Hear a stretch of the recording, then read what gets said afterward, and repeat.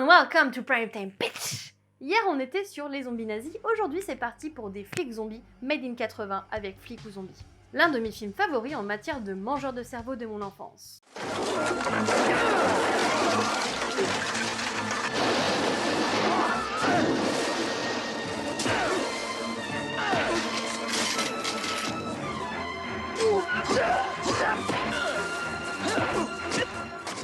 Flic ou Zombie ou Deadette est un film réalisé en 1988 par Mark Goldblatt, son premier film d'ailleurs. Il a notamment été monteur sur des films tels que Piranha, The Howling ou encore Halloween 2. Avec Deadette, il nous livre un film qui a tout du Starkey et Hutch au pays des monstres et morts vivants.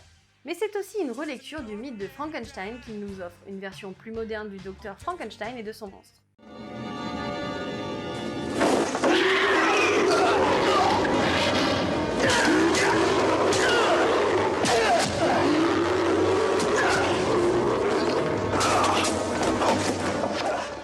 Ici avec une machine de l'improbable pour réanimer les morts. Bon, seul petit hic, les morts reviennent à la vie mais ils pourrissent malheureusement et meurent au bout de 12 heures.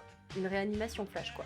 Dans Flic ou Zombie, c'est Roger qui passera à la casserole et poussera ses deux amis Doug et Rebecca à tenter l'impossible en le ramenant à la vie. Ainsi, notre équipe de choc pourra mener son enquête histoire de mettre à mal les terreurs qui créent une tonne de monstres qu'il lâche dans la nature. Ce film m'a au passage valu quelques traumatismes d'enfance entre les diverses morts et la scène de la cuisine. Ceux qui ont vu le film durant leur enfance comprendront. Le gros plein de riz fait encore un pas et je lui crève la panse. La vie et la mort sont des manifestations du même et unique esprit. Quelle belle philosophie. En voici l'illustration.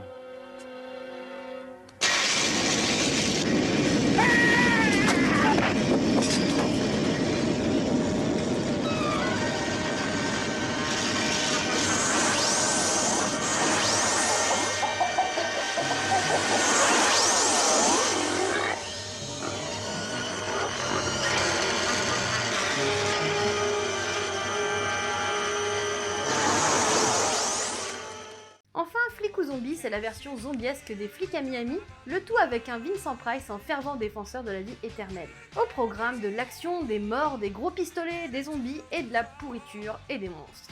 En France, le film a été édité en Mediabook chez Backfilm dans la collection 80 qui compte notamment Creepshow 2 ou encore Vamp. Il y a deux versions au niveau des covers, soit la cover d'origine, que j'ai choisie, et il y a aussi la cover typée avec une nouvelle illustration.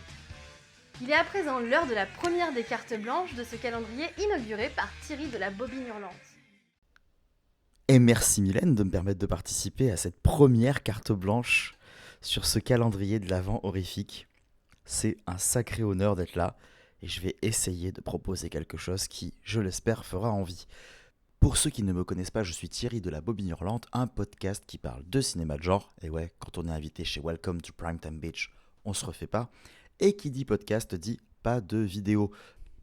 Alors évidemment, c'est pas forcément un problème de pas avoir de vidéo, puisque je compte sur Mylène pour nous faire un beau montage, soit avec ce que je vais vous présenter, soit avec des documents compromettants que j'ai pu lui envoyer à une certaine période, soit avec strictement ce qu'elle veut. Moi, j'ai envoyé mon audio, maintenant elle se débrouille. Mais alors du coup, de quoi on va parler ? Parce que quand on nous propose de parler d'un contenu culturel sur les figures du zombie, c'est pas forcément simple.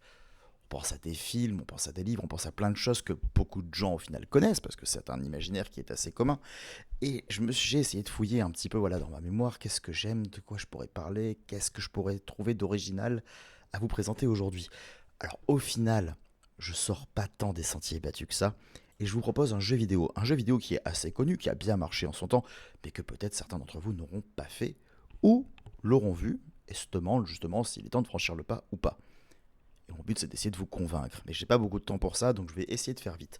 Le jeu en question, c'est le point and click de Walking Dead. Pour ceux qui comme moi n'aimeraient pas la série, je vous rassure, en tout cas à mes yeux, c'est bien plus qualitatif et bien plus prenant. L'avantage de ce genre de jeu, c'est qu'on est en totale immersion. Donc, point and click, qu'est-ce que ça veut dire pour ceux qui ne connaissent pas ? C'est tout simplement, comme son nom l'indique, pointer et cliquer. Vous êtes dans un ensemble de tableaux où vous allez choisir des objets, choisir des personnages avec lesquels interagir, sélectionner des actions à faire et observer les personnages avancer dans l'histoire que vous allez déterminer. Des fois une histoire qui est très cadrée, des fois une histoire qui est un petit peu plus libre, où certaines de vos actions peuvent influer sur la suite et donc vous emmener dans diverses parties du jeu que vous n'auriez pas si vous aviez pris l'autre décision. Voilà, c'est quelque chose d'assez simple. C'est développé par Telltale, qui sont des experts justement de ce type de jeu, voilà, qui reprennent les idées des Monkey Island, de ce genre de choses avec lesquelles, en tout cas, les enfants des années 90 comme moi ont grandi. Et vous allez voilà, trouver des choses comme The Wolf Among Us, comme le très sympathique Retour vers le futur, comme l'épisodique Batman, qui est très bien aussi. Et donc là, aujourd'hui, ce qui nous intéresse, c'est The Walking Dead. Vous allez vous retrouver dans l'univers de la série des bandes dessinées. Du coup, surtout, on va retrouver également des personnages et on va suivre une nouvelle troupe, voilà, à travers plusieurs saisons qui sont divisées en épisodes, mais maintenant qu'ils sont tous sortis, vous pouvez avoir des packaging avec le tout. Et vous allez donc du coup évoluer dans cet apocalypse zombie, prendre vos décisions, recréer une société, faire des choses et surtout être pris par une histoire qui est extrêmement bien écrite et des personnages qui sont extrêmement touchants. Évidemment, tout le monde vous dira qu'il y a la petite Clémentine qui va vous tirer les larmes et vous direz non, moi ça ne marche pas.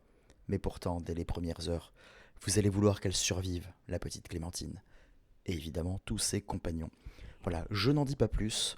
Jouer à un jeu vidéo, c'est toujours bien, mais alors quand c'est un bon jeu vidéo, c'est toujours mieux. Et The Walking Dead de Telltale, vous allez avoir du coup 5 versions différentes, les 2 premières saisons, une version avec Michonne, que vous connaissez si vous avez vu la série également, et si vous lisez la BD, évidemment, et A New Frontier et l'ultime saison. Tous ces jeux, évidemment, n'en forment qu'un au final, une histoire très complète que je vous conseille aujourd'hui, et je rends l'antenne à ma poteau de Welcome to Primetime Beach. Merci beaucoup Thierry pour cette carte blanche. Enfin, vous pouvez me taguer avec le hashtag Welcome to Halloween Mood si vous visionnez Flic ou Zombie, et je vous dis à demain pour une nouvelle vidéo.